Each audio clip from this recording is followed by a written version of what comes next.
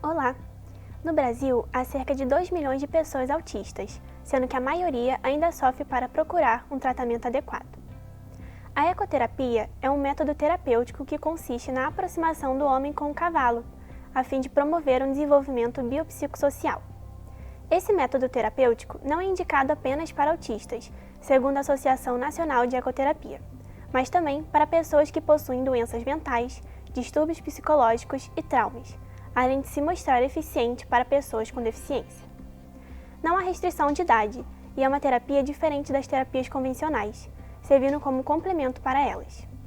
Ainda de acordo com a Associação Nacional de Ecoterapia, uma vez que o método é indicado por meio de avaliação médica, o indivíduo passará a ter contato com o animal por meio de aulas promovidas por um ecoterapeuta, podendo também ser acompanhado por um psicólogo, pedagogo ou fisioterapeuta, que irão avaliar cada aluno para relatar sua evolução. Este foi o tema do documentário pela própria Rédia Ecoterapia para Crianças Autistas, projeto de trabalho de conclusão de curso da jornalista Nicole Ravelli, feito na Universidade Presbiteriana Mackenzie. A utilização da ecoterapia em crianças autistas como forma de tratamento é o tema do MAC Entrevista de hoje, e Nicole Ravelli é a nossa convidada. Eu sou Joana Chan e o MAC Entrevista está começando. Olá, Nicole, seja muito bem-vinda. Obrigada por aceitar nosso convite. Obrigada a vocês por esse convite, é uma honra estar aqui. Bom, eu vou começar perguntando como que surgiu a ideia de fazer um TCC com um tema tão importante como esse que muitas pessoas não têm conhecimento sobre.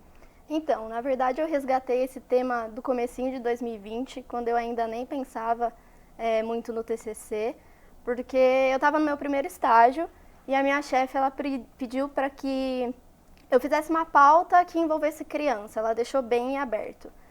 E eu comecei a pensar no que eu gostava de fazer quando eu era criança. E eu fazia aula de hipismo. E eu comecei a pesquisar. Joguei no Google palavras que envolvessem cavalo e criança. E começou a saltar muito a palavra ecoterapia. Então eu comecei a pesquisar bastante sobre. Só que essa pauta acabou caindo porque eu acabei mudando de estágio. Não deu tempo de eu desenvolver a pauta em si. E logo nas primeiras aulas de projetos, para começar a desenvolver o TCC, eu lembrei desse tema, propus ao meu professor da época, foi um dos 3 temas, foi o terceiro que eu pensei no caso, mas foi o que mais me brilhou os olhos na questão de ser algo diferente.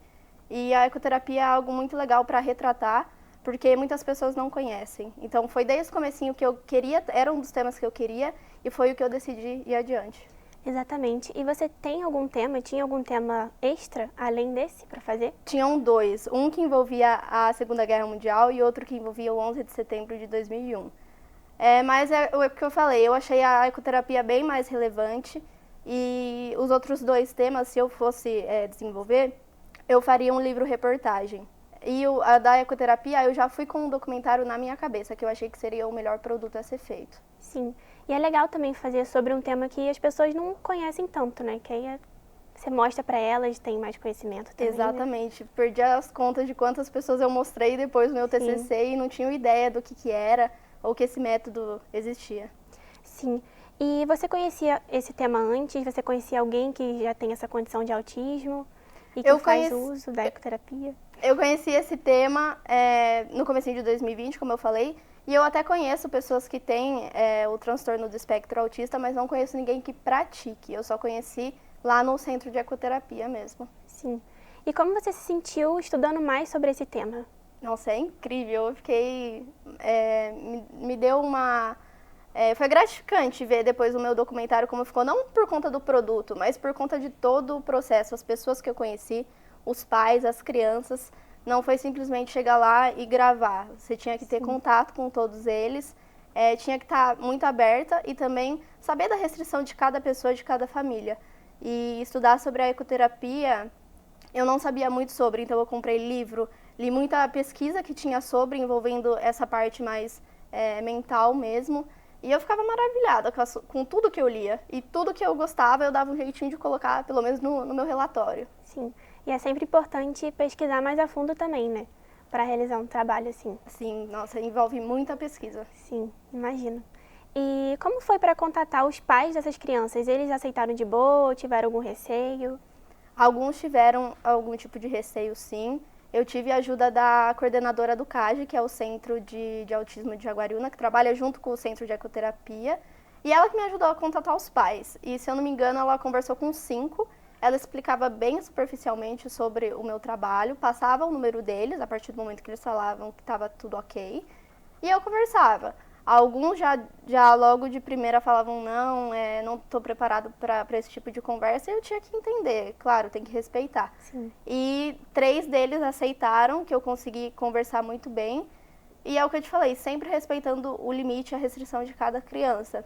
E teve um dos casos que foi muito legal, é o caso do Pedro Moreno, que a mãe dele sempre, ela me falou desde o começo, olha, o Pedro tem dias e dias, pode ser que você chegue lá e ele não queira ser filmado.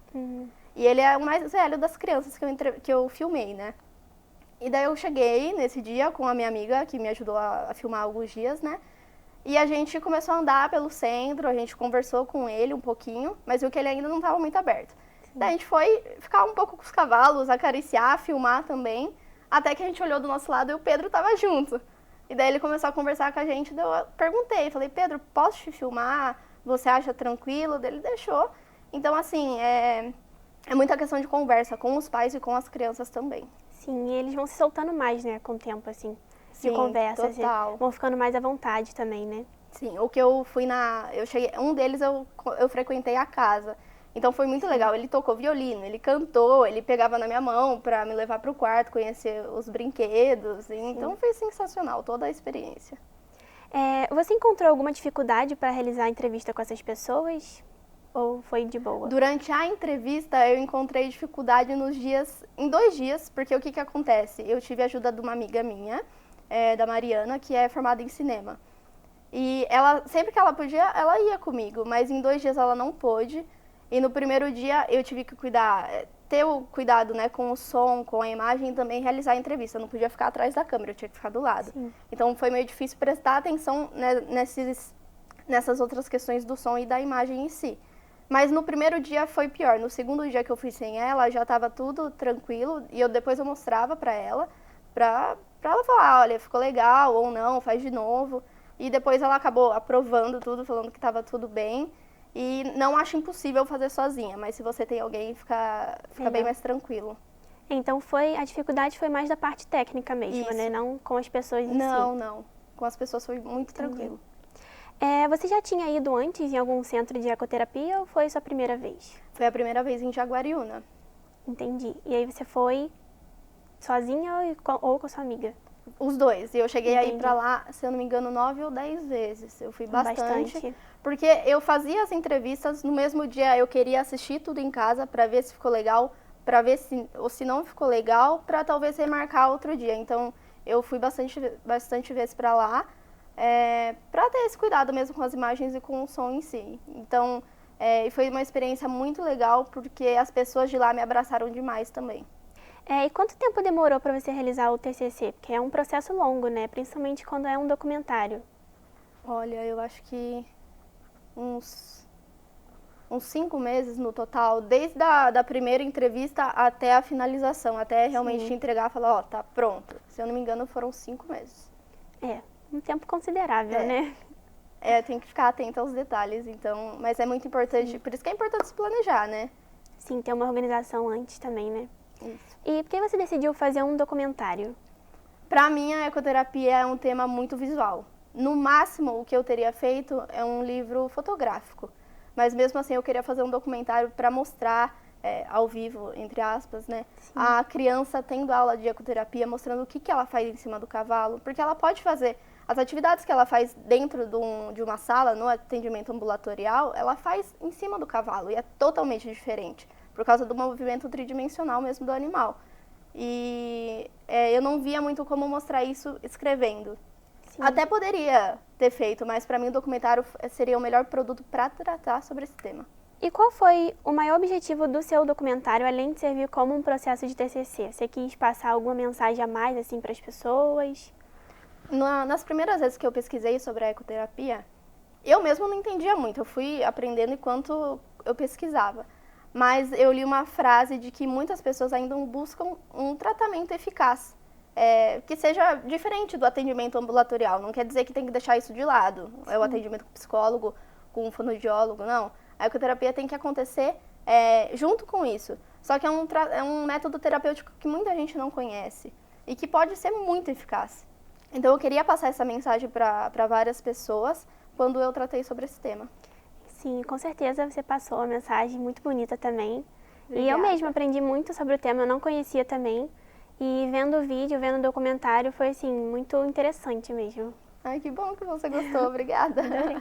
Então, o maior desafio que você encontrou mesmo foi a parte técnica, né? De, às vezes, ter que filmar sozinha porque sua amiga não foi. Isso. Ou teve outra? Na parte da edição, o que acontece? Quando eu entrei no Mackenzie, quando eu pensava em TCC, eu tinha certo na minha cabeça que eu queria fazer um livro-reportagem, sem saber nem o tema.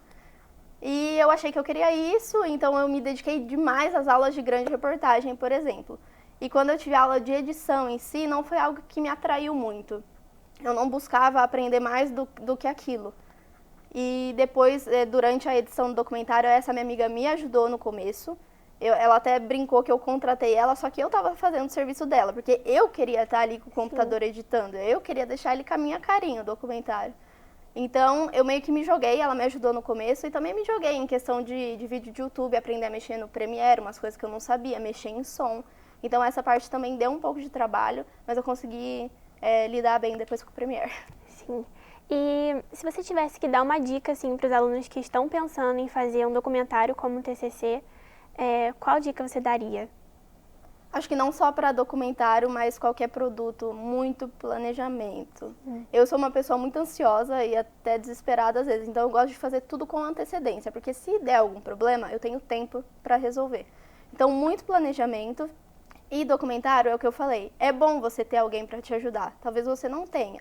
Mas se você tiver alguém que você possa levar para ficar com a câmera e você focar na entrevista com a pessoa, porque é mais fácil de você perceber algum gancho, alguma história ali da família ou da criança e não ficar focando também na imagem e no som.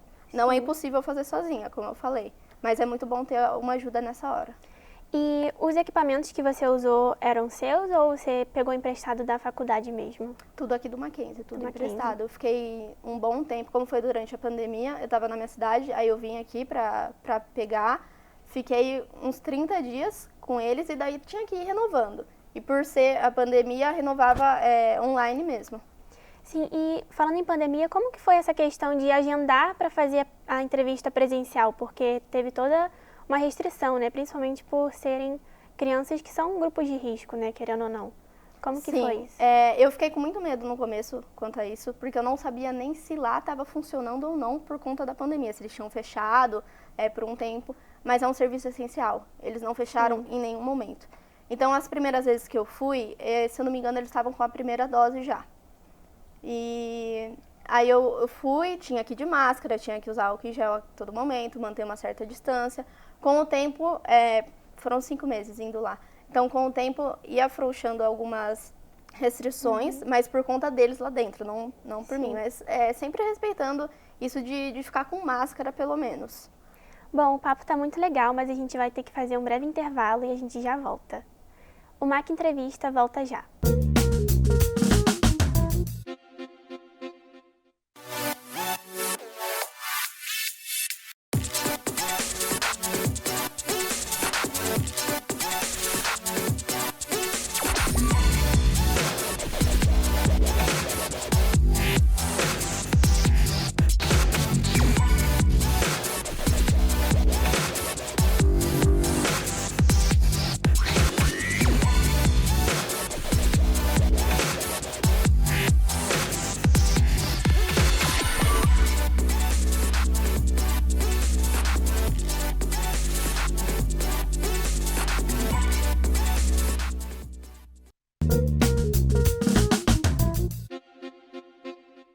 O Mac Entrevista está de volta.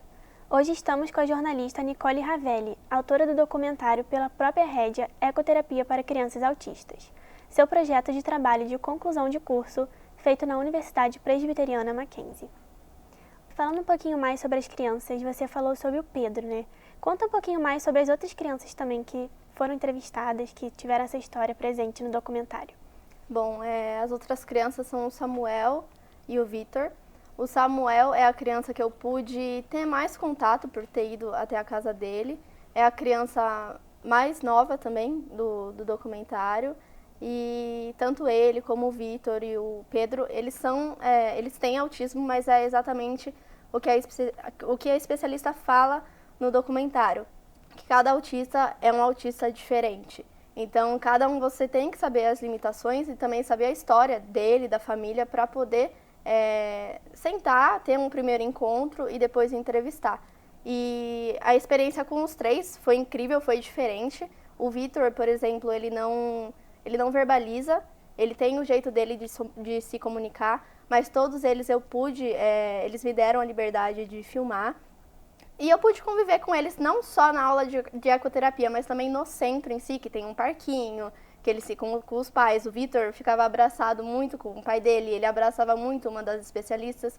Então a gente podia ver todo o carinho das pessoas que trabalham no centro com os familiares também. Sim, isso é muito importante, né? Ter esse carinho, essa aproximação dos especialistas, das pessoas que trabalham lá com as crianças, até para elas se sentirem mais confortáveis, né? Sim, e dá para perceber que lá é um local incrível de trabalho. Desde da primeira vez que eu fui, eles são muito presentes, eles querem saber não só o que está acontecendo ali naquela hora com aquela criança, eles querem saber tudo. Então, praticamente toda criança que vai lá no centro de ecoterapia faz a aula, mas também tem o atendimento ambulatorial que acontece no centro que é ao lado, que é no mesmo local, tudo funciona como um grande centro, é só o nome, que são dois nomes diferentes. Então, a gente percebe que tem muita comunicação lá. As aulas de ecoterapia, por exemplo, elas acontecem com a ajuda também do ecoterapeuta, que fica guiando a criança durante a aula, só que também com auxílio dos pedagogos, fonoaudiólogos, para que a criança faça alguns exercícios em cima do cavalo. Eu vi no seu documentário, é muito interessante também que elas estavam lá em cima pintando, né, desenhando, e falam que isso é muito bom, né, que ajuda a criança a desenvolver mais e acalma também, né, o cavalo acalma a criança. Só de estar em contato com o animal, e é muito incrível, porque quando eu fui, nos primeiros dias eu ainda não tinha presenciado isso deles fazerem realmente uma atividade em cima do cavalo.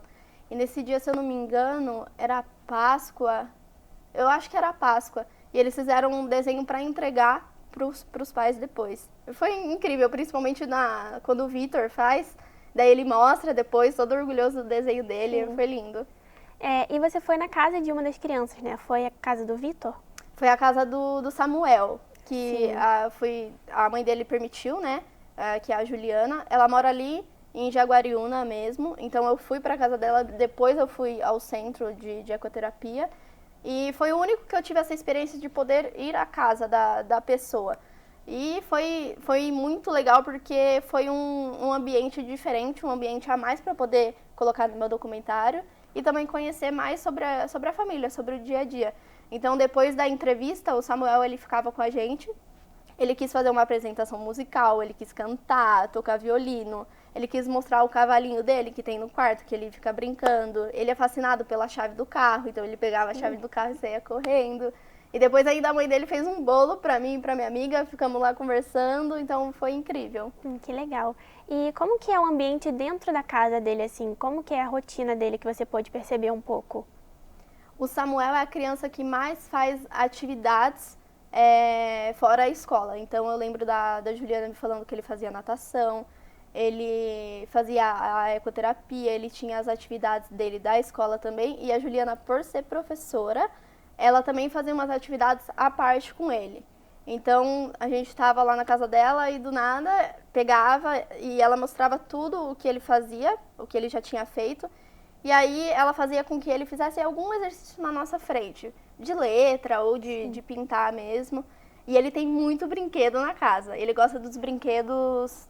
A Juliana mesmo falou que ele gosta dos brinquedos mais improváveis. Então tem uma impressora que quebrou, ele quer aquela impressora para ele brincar. Tem uma tábua que ele usa como se fosse um carrinho. Então foi muito legal saber um pouquinho mais da rotina dele. Sim, ter mais proximidade também, né, com eles, é muito importante isso. Exato. E sobre os pais que você entrevistou?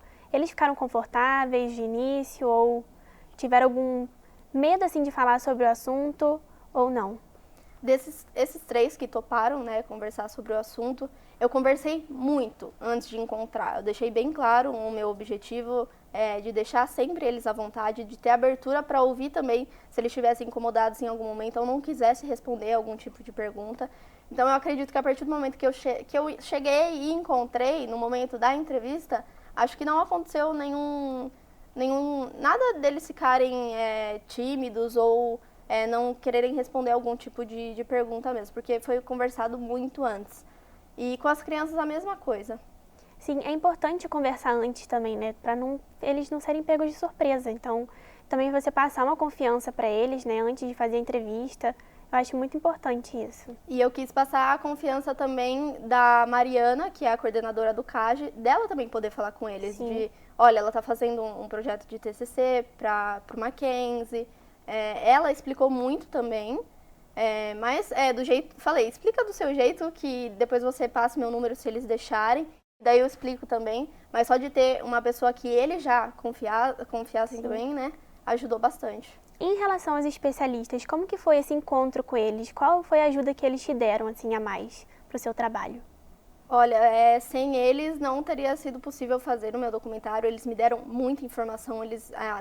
Claro que eu aprendi por meio de livro, por meio de pesquisa, mas uma pessoa que sabe sobre o assunto e sentar na sua frente para conversar sobre isso, não tem nada igual. E o contato com eles, como que aconteceu? Eu conversei primeiro com o diretor do centro e ele falou, olha, acho que é legal você conversar com essa pessoa, com outra. Então, eu escolhi conversar com 2 pedagogas, com uma fonoaudióloga e com uma ecoterapeuta e coordenadora do CAGE também. Então, foram várias especialidades que eu pude conversar e cada uma me relatava uma coisa diferente. E depois das entrevistas com elas, o que eu fazia? Porque já estava tudo na minha cabeça. Então, no mesmo dia, eu sentava para assistir os vídeos e lembrar o que elas me falaram de mais interessante para poder já deixar aquela partinha separada que eu queria que entrasse no documentário. Então, elas explicaram de uma maneira muito didática. Para quem não entende, minha mãe, por exemplo, eu mostrei o documentário para ela pela primeira vez, e ela falou, consegui entender tudo, por meio da fala das especialistas. Sim, e elas acompanharam toda a trajetória das crianças, né? Teve alguma curiosidade, assim, muito legal que elas contaram sobre eles nas aulas de ecoterapia? Olha, elas falaram muito sobre a evolução do Vitor. O Vitor é o que eu falei que ele é averbal ainda. Sim. E elas me falaram que foi incrível, depois que ele já fazia o atendimento ambulatorial nas salinhas com as especialistas, mas depois que ele começou a fazer ecoterapia, elas falaram que foi incrível a evolução que ele teve. A mãe do Pedro falou que ele era bem agressivo, né, quando ele era mais novo. E foi importante essa ecoterapia para ele porque ele ficou mais calmo, né? Ela mesmo falou isso. Sim, ela mesmo falou que o Pedro é o mais velho que foi entrevistado, e com 10 anos.